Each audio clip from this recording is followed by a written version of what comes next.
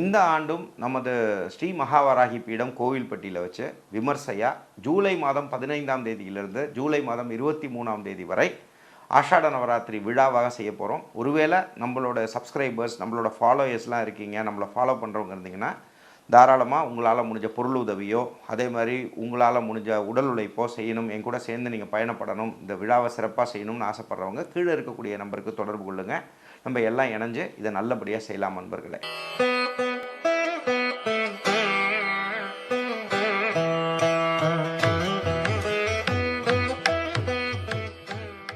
நமது Shri tantric astrology YouTube சேனலை காண வந்துள்ள அனைவருக்கும் என் சிறந்தாண்ட வணக்கத்தை உரித்தாக்கி மகிழ்கிறேன். ஓம் சிவசிவ ஓம்.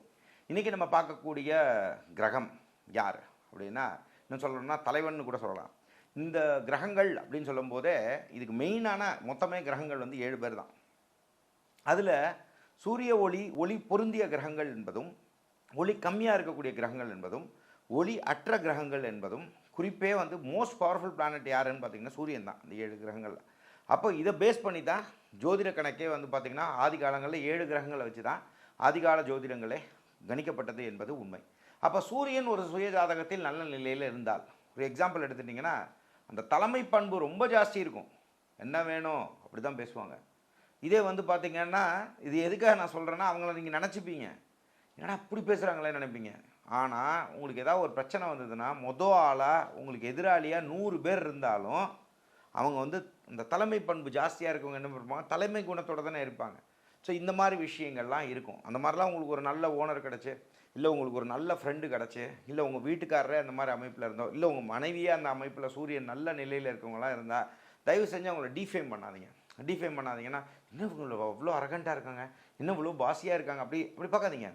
அவங்கள்ட்ட இருக்கக்கூடிய ஸ்வாட் அனலைசிஸ் மாதிரி பாருங்கள். ஒரு ஜாதகத்தை நீங்கள் பார்த்து கற்றுக்கிட்டிங்கன்னா அவங்கள்ட்ட இருக்கக்கூடிய ப்ளஸ்ஸை நீங்கள் அப்சர்வ் பண்ண பழகிட்டீங்கன்னு வச்சுக்கோங்களேன், அதை நீங்கள் யூட்டிலைஸ் பண்ணி பழகிட்டிங்கன்னா உங்கள் லைஃப் சூப்பராக இருக்கும். நான் சொல்கிறத புரிஞ்சுக்கோங்க. இதை அவங்களுக்கு கொடுக்கலாம், இந்த வேலையை அவங்களுக்கு கொடுக்கலாம், அந்த வேலையை கொடுத்தா அவங்க நல்லா பண்ணுவாங்க. இந்த மாதிரி விஷயங்கள்லாம் அவங்க சுயஜாதகத்தை வச்சு கண்டுபிடிச்சிட முடியும். அப்போ ஒரு குடும்பமாக நீங்கள் இருக்கும்போது இதெல்லாம் நீங்கள் புரிஞ்சுக்கிட்டு யாரும் குறை சொல்லாமல் நீங்கள் அவங்கள்ட்ட இருக்கக்கூடிய ப்ளஸ்ஸை மட்டும் அவங்கள்ட்ட எடுத்துக்கிறத விஷயங்கள்லாம் நன்மை கொடுக்கும். இதே சூரியன் நல்ல தன்மை இல்லாமல் இருக்கவங்கலாம் பார்த்திங்கன்னா அப்பா கூட சண்டை போடுறது, அப்பா வழி சொத்துக்கள்லாம் வந்து இதாகிறது, அதே மாதிரி அரசு சம்மந்தப்பட்ட விஷயங்கள்லாம் பாதிப்புகள் வர்றது.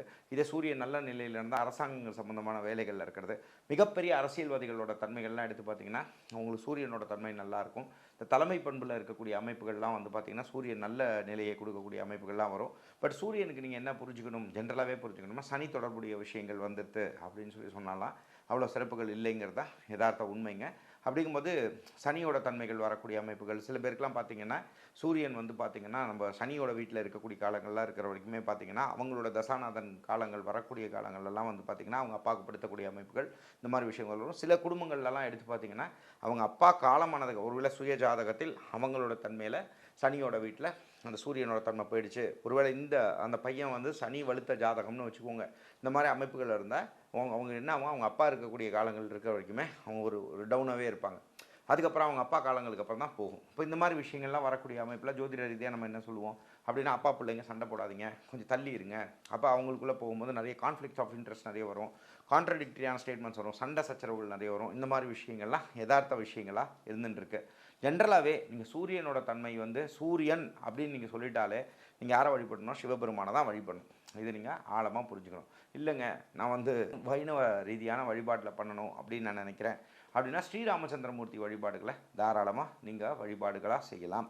அப்போ சூரிய நாராயண சுவாமியை தாராளமாக வழிபாடுகளாக நீங்கள் செய்யலாம்.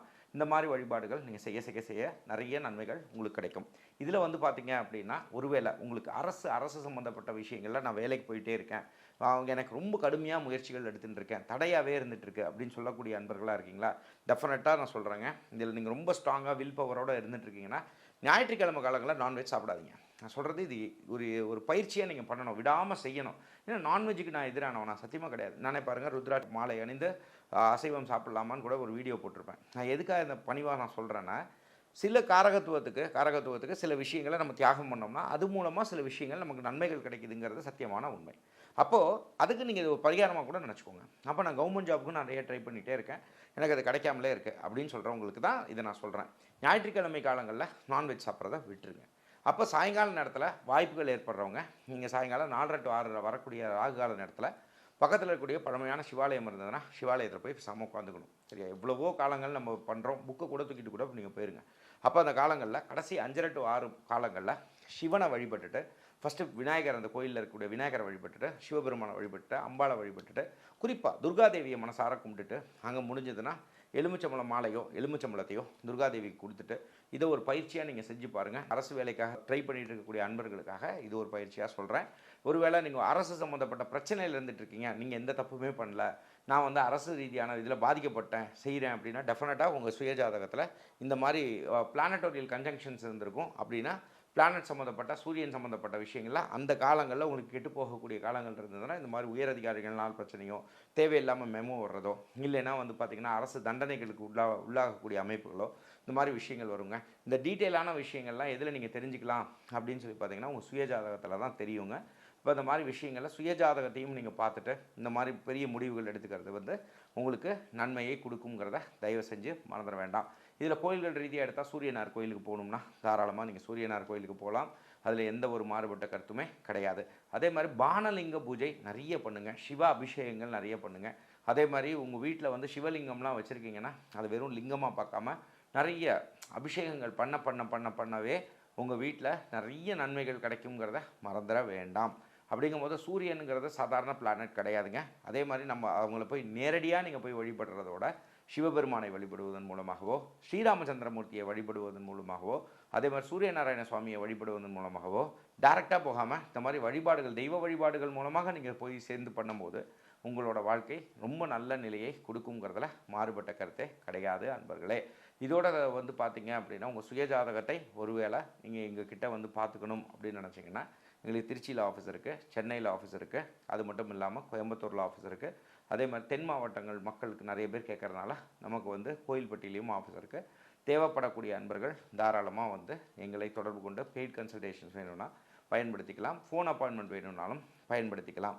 அதே மாதிரி தொடர்ந்து சேனலை பார்த்துட்டு இருக்கக்கூடிய அன்பர்களுக்கு சொல்கிற பணிவான விஷயம் என்னென்னா, உங்களுக்கு வந்து சப்ஸ்கிரைப் பண்ணிக்கோங்க. பெல் ஐக்கானை கிளிக் பண்ணும்போது நம்ம சேனல் அப்டேட்ஸ் உங்களுக்கு ரெகுலராக வரும். இப்போ நம்ம அடுத்த சீரீஸில் வந்து நம்ம ஆஷாட நவராத்திரியை பற்றி நம்ம கொடுக்க போகிறோம். இந்த ஆண்டும் ஜூலை மாதம் 15ஆம் தேதியிலிருந்து ஜூலை மாதம் 23ஆம் தேதி வரை நம்ம ஸ்ரீ மகாவராகி பீடத்தில் வந்து பார்த்திங்கன்னா ஆஷாட நவராத்திரி விழா மிக சிறப்பான முறையில் செய்ய போகிறோம். அதை பற்றி டீட்டெயிலாக ஒவ்வொரு நாள் என்னென்ன வழிபாடுகள் செய்யணும் பண்ணணும் அப்படிங்கிறதெல்லாம் பற்றி இந்த சீரீஸில் வந்து வரக்கூடிய வீடியோஸில் நம்ம பேசுவோம் அன்பர்களே. அடுத்த நிகழ்ச்சியில் உங்களை சந்திக்கும் வரை உங்களிடமிருந்து வணக்கம் கூறி விடைபெறுவது உங்கள் விஜய் சேத்து நாராயணன். நன்றி, வணக்கம். ஓம் சிவ சிவ ஓம்.